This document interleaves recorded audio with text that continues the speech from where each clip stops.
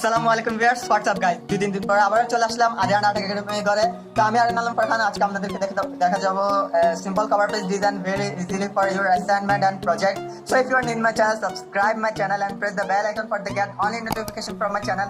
And if you like my video, give that thumbs up, and if you don't like my video, give that dislike button. And you can also comment in my video how was my video and what do you like in my video. So let's go and watch the video.